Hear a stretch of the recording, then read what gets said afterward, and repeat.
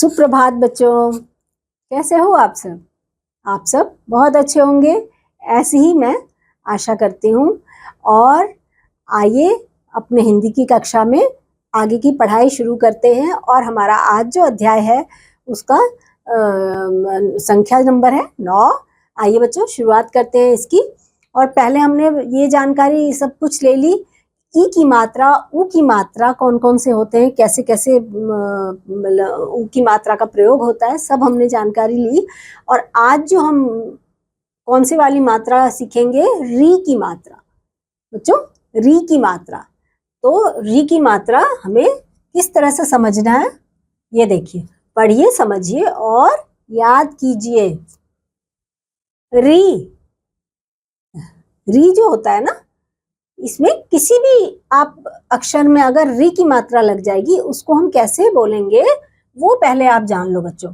क में अगर री की मात्रा लगा दी तो क्री, म में लगा दी री की मात्रा तो म्री हो जाएगा, द में लगा दी तो द्री, त में लगा दिया तो त्रि, और व में लगा दिया री की मात्रा तो व्री हो जाएगा।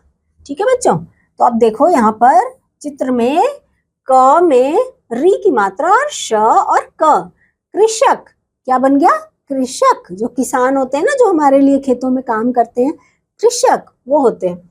और यहाँ पर देखो बच्चों, मृग, म में री की मात्रा और ग, मृग। त में री की मात्रा और ण, त्रिग। ग में री की मात्रा और ह, गृह। ये देखो बच्चों, ऋषि जो होते हैं, जो आपने देखे हैं साधु या ऋषि मुनि, जो आपने पिक्चरों में देखा है, वो उन्हीं का चित्र है ये ऋषि। र में री की मात्रा और शी, ऋषि। यहाँ पर आप देख सकते हो बच्चों, ये एक वृक्ष की तस्वीर है, यानी ट्री, पेड़ की तस्वीर है। व में री की मात्रा लग गई और क्ष, व्री और क्ष, तो क्या बन गया, वृक्ष। इसको बोलते हैं वृक्ष।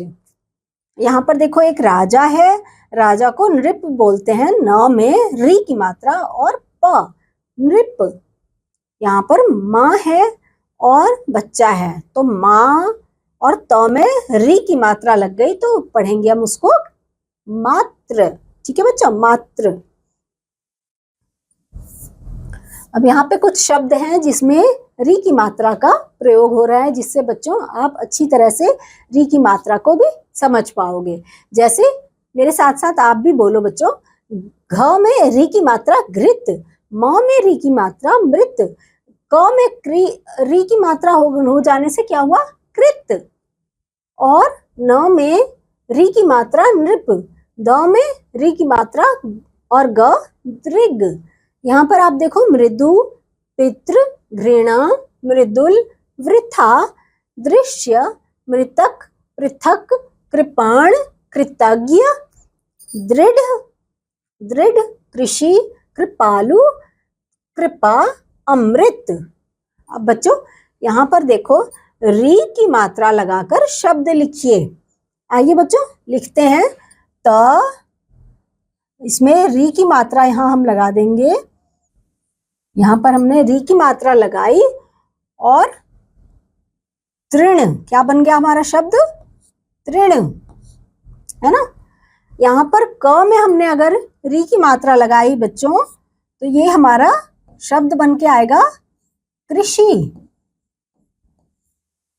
यहाँ पर द में हम अगर री की मात्रा लगाते हैं और ढ के साथ हम, यहाँ पर क्या हमारा शब्द बनेगा, दृढ़, है ना। और कृषक, मृग और नृप की कहानी। आइए बच्चों, कृषक यानी किसान, नृप यानी राजा, और मृग यानी हिरण, इनकी एक कहानी सुन लेते हैं। एक कृषक था, किसान था। कृषक का नाम अमृत था, उसका अपना एक गृह था, गृह यानी घर। पास ही नीम का एक वृक्ष था, ये देखो यहाँ पे नीम का वृक्ष है, नीम का पेड़ है ना बच्चों। उसकी हरी भरी कृषि थी। एक दिन कृषक हल चला रहा था, उसी समय एक मृग भागता हुआ आया। मृग बहुत डरा हुआ था, उसका पीछा एक नृप कर रहा था। मृग बहुत दुखी था। मृग चुपचाप आकर कृषक के पीछे छिप गया। नृप वापस चला गया। कुछ समय बाद मृग उठा, कृषक भाई, आपकी हम पर बड़ी कृपा हुई, हमारी जान बच गई। मन ही मन यह कहता हुआ मृग दूसरी ओर चला गया। अब वह बहुत खुश था।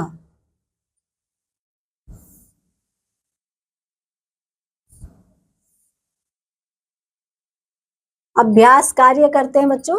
आपको ये कहानी अच्छी लगी बच्चों? अभ्यास कार्य अब करते हैं, थोड़ी सी बातचीत। कृषक का क्या नाम था? क्या नाम था बच्चों? अमृत। हाँ। कृषक के पास मृग कब आया? कृषक के पास मृग आया था जब वो हल चला रहा था, तब मृग भागता भागता आया था, है ना बच्चों? और क्या आपने कभी कृषक को देखा है? क्या आपने कभी सचमुच में कृषक को देखा है बच्चों? जो किसान होते हैं उनको देखा है आपने? चलिए बच्चों, अब ये देखते हैं कि जो सही शब्द है उस पे हमें सही का निशान लगाना है। आइए, घृत। अब देखते हैं घृत, क्योंकि उसमें री की मात्रा है। घृत कहाँ पे सही से लिखा हुआ है? इसमें, इसमें, इसमें, इसमें। ये है सही का निशान, यहाँ लगाएंगे। अब यहाँ पर तृण, तृण, ये यहाँ लगा दिया हमने सही का निशान। और बच्चों अमृत, अमृत कहाँ पर सही लिखा हुआ है? इसमें सही लिखा हुआ है, इसमें हम सही का निशान लगाएंगे। चलिए, चित्रों को देखकर उनके नाम पूरे कीजिए। ठीक है बच्चों?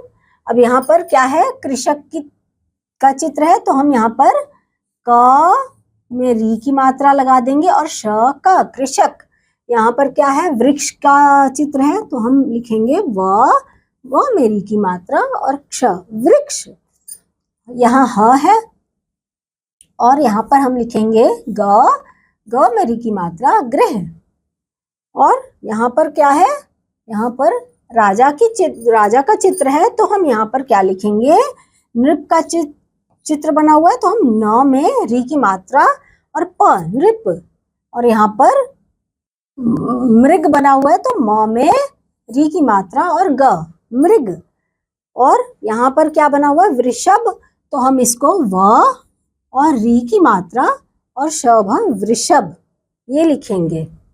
अब यहाँ पर देखो बच्चों, दृग, द में री की मात्रा लग गया, तो इसको हम लिखेंगे दृग।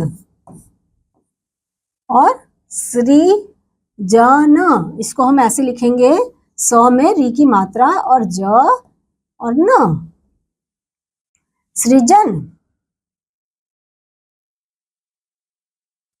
यहाँ पर मृग, इसको शब्द हमारा बन जाएगा मृग।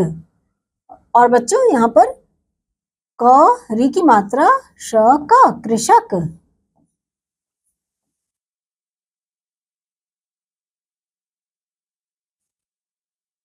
गर्मी के मौसम में कौन से फल और सब्जियां मिलती हैं? अपने माता पिता से चर्चा कीजिए। आप अपने घर में अपने मम्मी पापा से इस बात पर चर्चा कीजिएगा कि गर्मियों के मौसम में कौन कौन से फल और कौन कौन सी सब्जियां मिलती हैं। ठीक है बच्चों? नीचे दी गई जगह में 2 फल और 2 सब्जियों के चित्र बनाइए और रंग भरिए।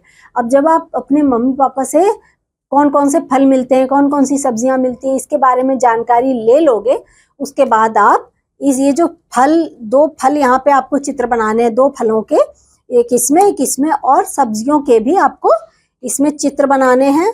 और बनाने के बाद आपको उसमें रंग भी भरना है। ठीक है?